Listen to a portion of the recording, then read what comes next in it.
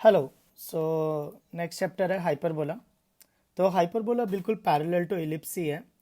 और अपने को थोड़ी देर में पता चलेगा कि इलिप्स के जो फॉर्मूले हैं उसमें बी स्क्वायर की जगह माइनस बी स्क्वायर रख दो तो वो सब हाइपरबोला के लिए आना चालू हो जाते हैं। तो ऐसा क्यों हो रहा है?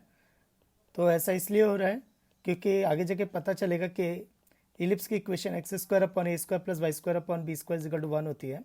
हाइपरबोला की equation x square upon a square minus y square upon b square is equal to one. तो देखो ना, बी स्क्वायर की जगह माइनस बी स्क्वायर रखा तो ये आ जाता है।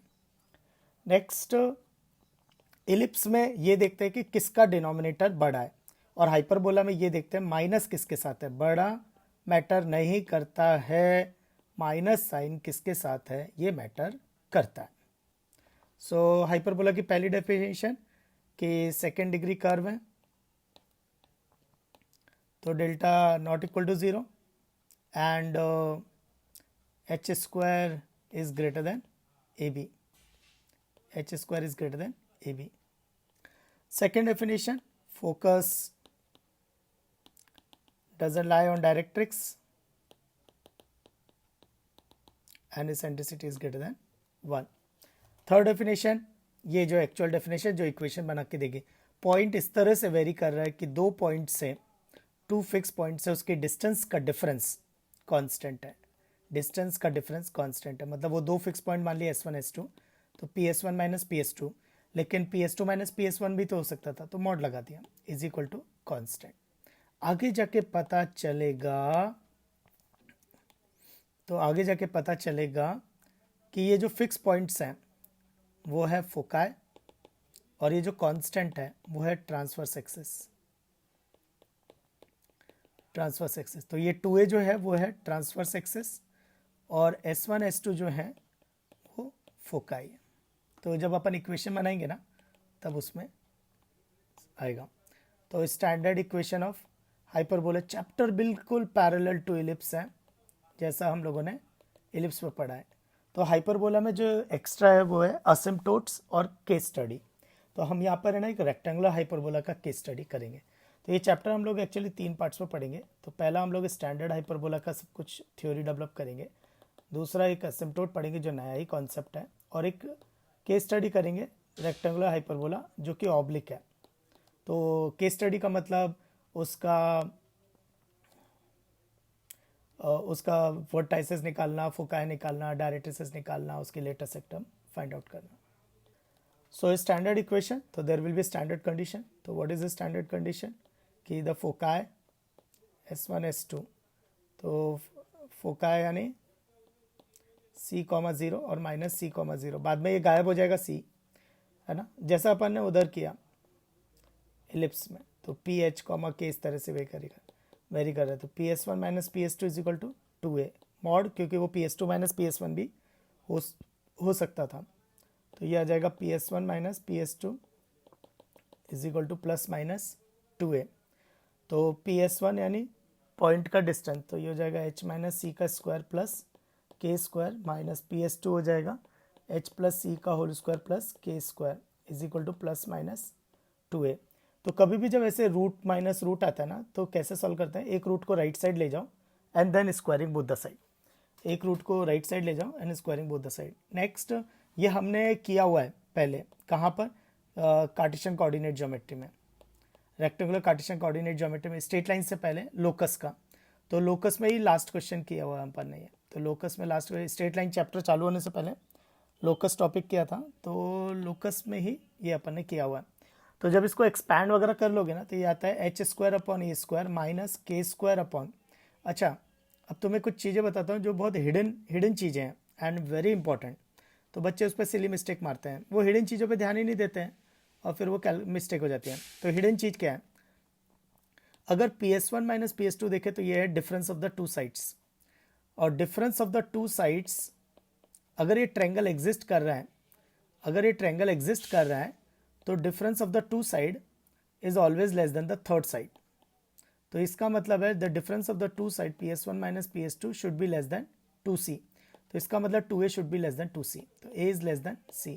तो इस केस में a जो है वो c से छोटा होगा। ओके, तो यहाँ पे हमें क्या पता चला कि c a से बड़ा है।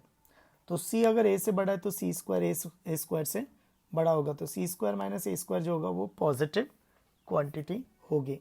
तो यहाँ पे मैं लिख दूंगा C square minus A square equal to 1। ऐसा क्यों लिखा? क्योंकि C square minus A square positive है, तो इसको मैं बी स्क्वायर कंसिडर कर सकता हूँ। तो ये हो जाएगा एक्स लोकस, तो एच की जगह एक्स और के की जगह वाई, तो x square upon a square plus y square upon b square equal to 1 और माइनस, तो minus y square upon b square is equal to 1। तो this is the hyperbola. So this is hyperbola x square upon a square minus y square upon b square equal to 1। तो देखो यही reason है कि B square की जगह minus b square रख दो। तो जैसे अभी x square upon a square plus y square upon b square equal to 1 होता है एलिप्स। तो होता क्या है एलिप्स में, हम ये देखते हैं कि बड़ा कौन है, ए बड़ा है बी से, और हाइपरबोला में देखते हैं माइनस किसके साथ है। नेक्स्ट, तो एलिप्स के फॉर्मूले में बी स्क्वायर की जगह माइनस बी स्क्वायर रख दो, तो हाइपरबोला के एलिप्स के फॉर्मूले में बी स्क्वायर की जगह माइनस बी स्क्वायर रख दो, तो हाइपरबोला के लिए फॉर्मूला आ जाएगा। जैसे फॉर एग्जांपल एलिप्स में एसेंट्रिसिटी का फॉर्मूला है 1 minus b square by a square, तो यहाँ पर हो जाएगा हाइपरबोला में 1 plus b square by a square. तो आगे मैं बताऊंगा और कि कैसे फॉर्मूलेज डेवलप हो रहे हैं।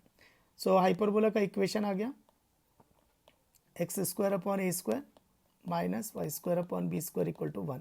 सो नेक्स्ट है इसकी प्लॉटिंग। तो इसकी प्लॉटिंग करते हैं। तो देखो एक्स की पावर इवन है, तो ये सिमेट्रिक अबाउट वाई एक्सिस, और ये वाई के अबाउट भी सिमेट्रिक, वाई की पावर भी इवन है तो symmetric about x axis. Even power से क्या होता है? तो देखो एक्स की पावर इवन है तो इससे क्या होता है, तो एक्स की पावर इवन होने से क्या होता है कि अगर मैंने मान लो प्लस एक्स रखा तो भी एक्स स्क्वायर आएगा, लेकिन माइनस एक्स रखा तो भी एक्स स्क्वायर आएगा, तो वैल्यू सेम ही आएगी। तो प्लस माइनस 2 लूँगा तो भी सेम आएगा, प्लस माइनस 3 लूँगा सेम आएगा, तो प्लस माइनस एक्स पर वैल्यू सेम ही आने वाली है। तो इसलिए हम ऐसा बोल सकते हैं कि वाई एक्सिस के अबाउट सिमेट्रिकल है, सेम कि वाई की पावर इवन है तो symmetric about x axis. Next, तो इसका प्लॉटिंग करते हैं।